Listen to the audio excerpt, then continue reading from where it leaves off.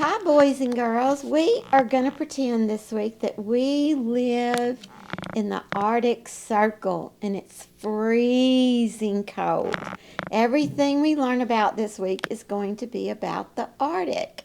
And up there, there's snow and mountains and glaciers and polar bears and penguins and bunches of things that need to stay warm to live, but they're built to stay warm. And I'll be showing you some of that too when I do the craft. So watch that. You're going to get to do that with us this week.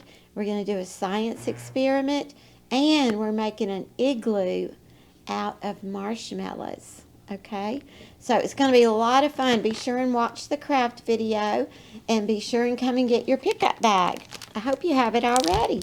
But our book this week is called Cozy. Cozy is written by Jan Brett, and she is one of the most famous children's authors of all times, I think. But what's cool about her books is, like, she actually writes in the middle what's happening, but on one side of the page, it shows what happened before, and one side of the page gives you a hint of what's going to happen after that page. So you'll see little pictures like this in the book, and they're super lots of fun, and I hope you love this. But it's called Cozy by Jan Brett.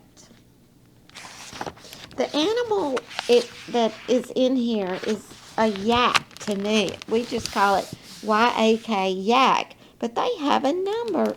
They have another name for this. But if I just saw this animal, I would say yak. But they call it a musk ox. Okay, he has lots of warm fur. Let's see what happens. Storms rolled over the tundra when Cozy, the musk ox, was separated from his herd. He was used to being with his family. His mother and father called him Cozy because his silky coat was soft and thick. Cozy braced himself against the wind, and his coat warmed him like a blanket. Now look at the picture on the one side. See, he was with his herd, but he got left behind, and now he's all alone. And that picture on the right side, look at it, because this is something that might happen next in the book. It's so neat, and it has X's and O's. That means love. In a tussock, a mother lemming's pups were squeaking loudly. I'm cold, I'm cold, I'm cold. She used a triple carry to tunnel them toward a new spot where she saw a towering mountain of fur. In no time, the lemming family, and these are tiny little animals, settled in next to Cozy's left hoof. Shh, she whispered, quiet voices, and that muskox will never notice us. But look how big he is. But they want to be warm inside his fur. Snowshoe Hare, feeling chilly, had the same idea. Master Musk Ox, he said politely, may I wait out the storm under the protection of your very thick coat? Cozy was happy for the company and well aware that a lemming family had snuck in. He said, welcome, Snowshoe Hare, but mind those lemmings. Quiet voices and gentle thumping only, please. So here he comes, but something else might be coming.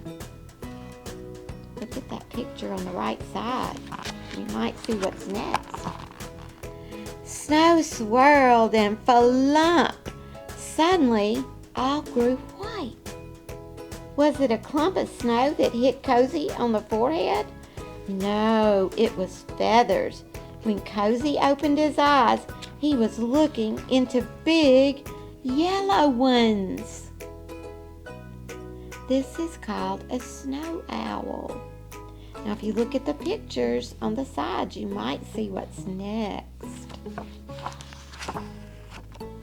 The the eyes belonged to a snowy owl who also had a request. Oh, magnificent Umming would you be so kind as to give me shelter?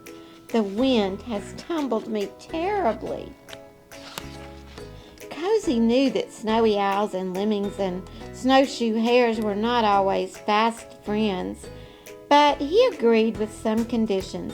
House rules are quiet voices, gentle thumping, and claws to yourself. So in moved the owl. And you may see what's next if you look on the sides. Arctic Fox's nose was turning blue. Her bushy tail wasn't warm enough, and every time she wrapped it around herself, the wind unwrapped it. Thinking Cozy would make a good windbreak, she sidled up to him. Do you mind, Mr. Muskox, if I unfreeze my nose in your thick fluff? Cozy was happy to see a new guest, but eyeing her sharp canines, he answered, for the harmony of all, quiet voices, gentle thumping, claws to yourself, and no biting. Please. And he called him a canine because an Arctic fox is in the family like our puppy dogs are. Did you know that?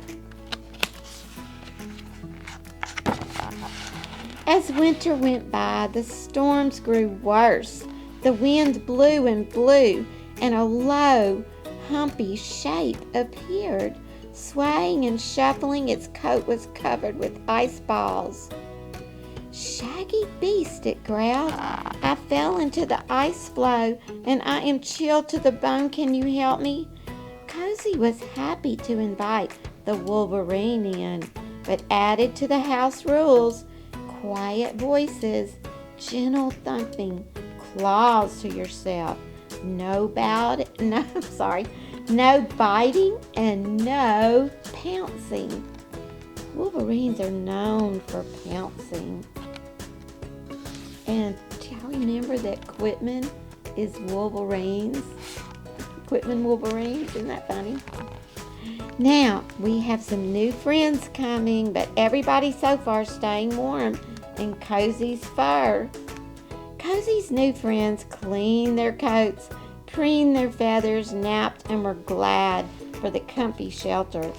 But then, above the wind, the animals heard yip, yip, yip. A team of huskies, and those are dogs, always on the lookout for a good thing, barreled into Cozy's big bulk, flinging the creatures in all directions. It was 3 big, huge husky dogs, and they just ran into his fur. Their musher, a sea otter, looked on in dismay. Now, the musher guides the sleigh that the huskies are pulling in the snow. This is what's happening. Hi, the lead dog grinned. House rules, chorused the jostling lemmings, snowshoe hare, snowy owl, Arctic fox, and Wolverine. Quiet voices, gentle thumping, claws to yourself. No biting, no pouncing, and be mindful of others. That means think about others. Cozy, wary of the lead dog, who looked a lot like a wolf, shook his horns to make sure the huskies understood. So all the animals are staying warm in Cozy's thick fur. As time went by, the wind calmed a little, and the Arctic sun climbed higher in the sky. The animals felt more at home every day, but Cozy had spring fever. I want to find my family. How can I move about with these visitors underfoot? What can he do? Everybody will have to move out. So there's everybody nice and warm. What's Cozy gonna do? The house rules were stretched every day. When was a nibble a bite? When was a hoot quiet or loud? There was bumping, making faces, and nobody was saying, "I'm sorry." No one knew how to apologize. One sunny day, the lemmings were playing climb the ladder. A great chunk of Cozy's coat came off. And then another hunk came off in Snowy Owl's talons. That's his claws. Cozy remembered this from last year. Shedding meant it was finally spring in Alaska. Hank by hank, all of Cozy's warm, silky winter coat drifted down the slope. That means he's shedding his winter coat, but he's still going to have hair underneath. Cozy's lodgers started heading to their spring homes. Cozy hadn't felt so free and breezy since he was a calf. He jumped and he gabbled. It sounds like gamboled. And then in the middle of a gleeful leap, he saw his herd. Finally, he found his family. He ran to join his mother, his father, his sister, and his brother. "Where were you? We were worried," said his sister Fluffy. "We missed you," said his brother Snuggly. "And I made some new friends," Cozy told them. "But it was nice to get back to the Muskosk ways." He's finally home, and maybe everybody else went home too. They all formed a circle with the babies in the middle, but Cozy felt curiously alone. And then the breeze carried squeaky and growly and whistling voices. "See you next year, Cozy. Meet you when the snow flies, Cozy." And the snowshoe hare thump, thump, thumped as they all called, "We can't wait to get cozy with Cozy again." And Cozy knew his friends would come back in the spring. Wasn't that fun? And these are called musk oxen. Okay, good book. Good book. We're going to do some cold things this week. So look at the craft video and make your cold Arctic craft this week. Thank you. Bye-bye.